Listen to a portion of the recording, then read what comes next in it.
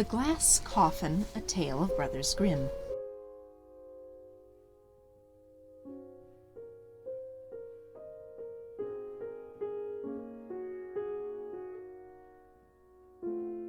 Let no one ever say that a poor tailor cannot do great things and win high honors.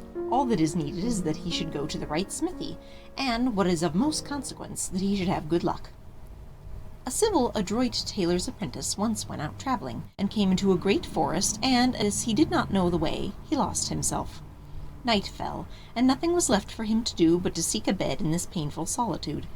He might certainly have found a good bed on the soft moss, but fear of wild beasts let him have no rest there, and at last he was forced to make up his mind to spend the night in a tree. He sought out a high oak, climbed up to the top of it, and thanked God he had his goose with him, for otherwise the wind which blew over the top of the tree would have carried him away. After he had spent some hours in the darkness, not without fear and trembling, he saw at a very short distance the glimmer of a light, and as he thought a human habitation might be there, where he would be better off than on the branches of a tree, he got carefully down and went toward the light. It guided him to a small hut that was woven together of reeds and rushes. He knocked boldly, the door opened, and by the light which came forth he saw a little hoary old man who wore a coat made of bits of colored stuff sewn together. "Who are you, and what do you want?" asked the man in a grumbling voice. "I am a poor tailor," he answered, "whom night has surprised here in the wilderness, and I earnestly beg you to take me into your hut till morning." "Go your way," said the old man in a surly voice. "I will have nothing to do with renegades. Seek for yourself a shelter elsewhere." After these words he was about to slip into his hut again, but the tailor held him so tightly by the corner of his coat and pleaded so piteously that the old man, who was not so ill-natured as he wished to appear, was at last softened and took him into the hut with him, where he gave him something to eat and pointed out to him a very good bed in a corner. The weary tailor needed no rocking, but slept sweetly till morning. Even then he would not have thought of getting up if he had not been aroused by a great noise. A violent sound of screaming and roaring forced its way through the thin walls of the hut. The tailor, full of unwonted courage, leapt up, put his clothes on in haste, and hurried out.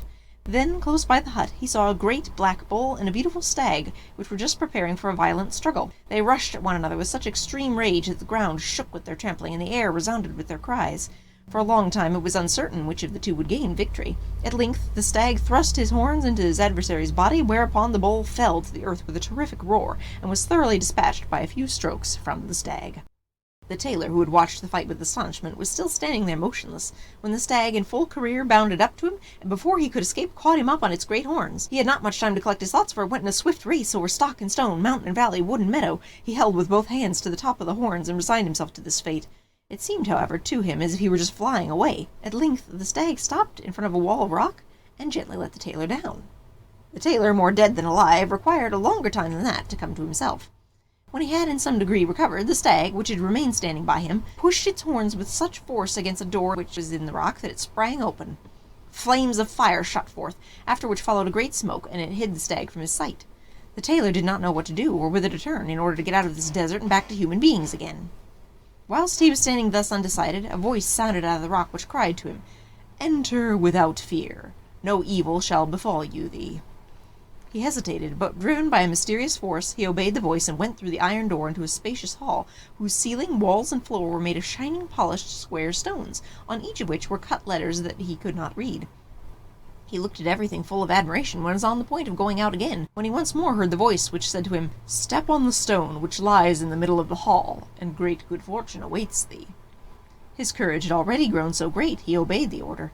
The stone began to give way under his feet, and sank slowly down into the depths. When it was once more firm, and the tailor looked round, he found himself in a hall which in size resembled the former. Here, however, there was more to look at and admire. Hollow places were cut in the walls, in which stood vases of transparent glass that were filled with colored spirit or a bluish vapor. On the floor of the hall, two great glass chests stood opposite one another, which at once excited his curiosity. When he went to one of them, he saw inside it a handsome structure like a castle, surrounded by farm buildings, stables and barns, and a quantity of other good things. Everything was small, but exceedingly carefully and delicately made, and seemed to be cut out by a dexterous hand with the greatest exactitude. He might not have turned away his eyes from the consideration of this rarity for some time, if the voice had not once more made itself heard. It ordered him to turn round and look at the glass chest which stood opposite, and how his admiration increased when he saw therein a maiden of greatest beauty. She lay as if asleep, and was wrapped in her fair long hair, as if in a precious mantle. Her eyes were closely shut, but the brightness of her complexion and a ribbon which her breathing moved to and fro left no doubt she was alive. The tailor was looking at the beauty with beating heart when she suddenly opened her eyes and started up at the sight of him in joyful terror. "Just heaven!" cried she, "my deliverance is at hand. Quick, quick, help me out of my prison. If thou pushest back the bolt of this glass coffin, I shall be free." The tailor obeyed without delay, and she immediately raised up the glass lid, came out, and hastened into the corner of the hall, where she covered herself with a large cloak.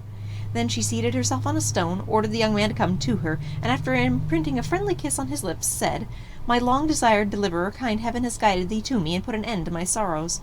On the self-same day when they end shall thy happiness begin. Thou art the husband chosen for me by heaven, and thou shalt pass thy life in unbroken joy, loved by me, and rich to overflowing in every earthly possession. Seat thyself, and listen to the story of my life. I am the daughter of a rich count. My parents died when I was still in my tender youth, and recommended me in their last will to my elder brother, by whom I was brought up. We loved one another so tenderly, and were so alike in our way of thinking and inclinations, that we both embraced the resolution to never marry but stay together to the end of our lives. In our house there was no lack of company. Neighbors and friends visited us often, and we showed the greatest hospitality to everyone. So it came to pass one evening a stranger came riding to our castle, and under pretext of not being able to get on to the next place, begged for shelter for a night. We granted his request with ready courtesy, and he entertained us in the most agreeable manner during supper by conversation intermingled with stories. My brother liked the stranger so much he begged him to spend a couple of days with us, to which, after some hesitation, he consented. We did not rise from table until late in the night. The stranger was shown to room, and I hastened, as I was tired, to lay my limbs in my soft bed. Hardly had I slept for a short time when the sound of faint and delightful music awoke me. As I could not conceive from whence it came, I wanted to summon my waiting maid, who slept in the next room, but to my astonishment I found speech was taken away from me by an unknown force. I felt as if a mountain were weighing down my breast, and was unable to make the slightest sound.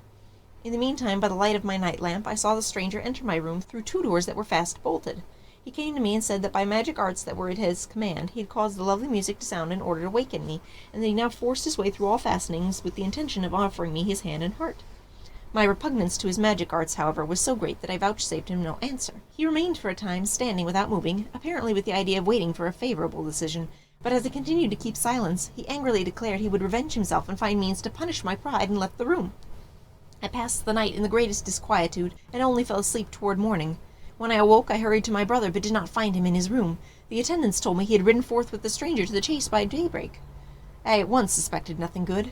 I dressed myself quickly, ordered my palfrey to be saddled, and accompanied only by one servant, rode full gallop to the forest. The servant fell with his horse and could not follow me, for the horse had broken its foot. I pursued my way without halting, and in a few minutes I saw the stranger coming toward me with a beautiful stag which he led by a cord. I asked him where he had left my brother, and how he had come by this stag, out of whose great eyes I saw tears flowing, and instead of answering me he began to laugh loudly.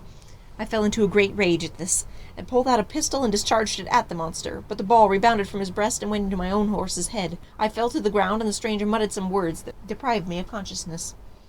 When I came to my senses again, I found myself in this underground cave in a glass coffin.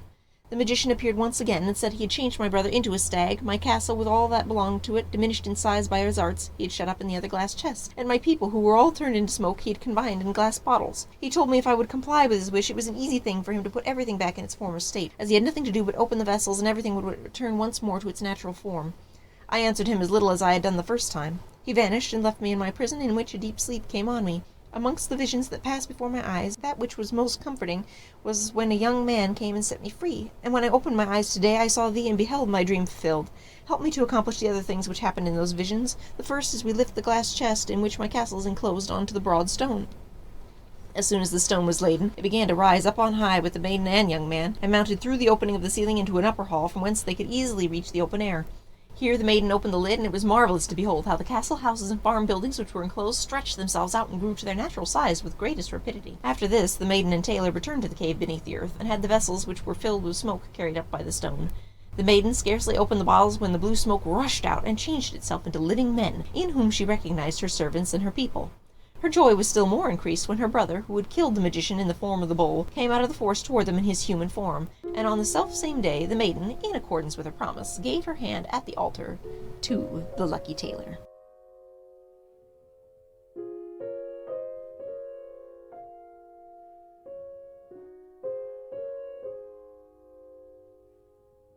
The